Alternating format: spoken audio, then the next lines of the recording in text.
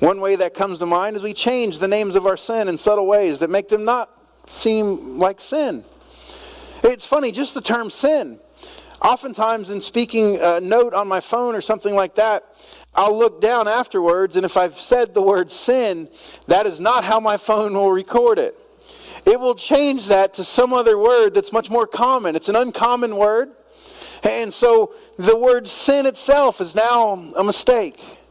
It's less than perfect. It's something different than what God describes it as. But more than that, we tend to change the types of sin with medical terms. We live in a day and age when addiction is a disease.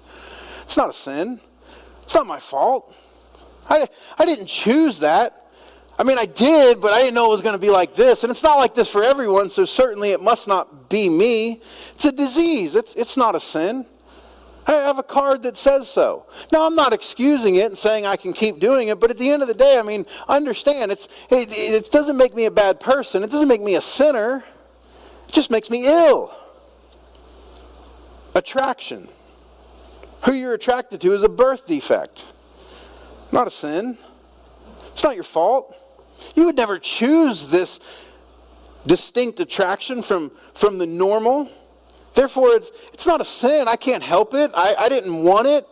But here it is. I can't do anything about it. It's not a sin. It's a birth defect. Disobedience. It's a disorder.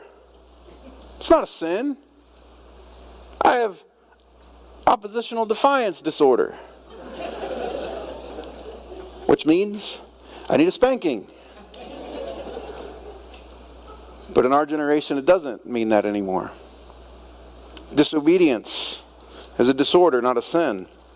Another way that we do this is we maintain willful ignorance because we have self-imposed standards.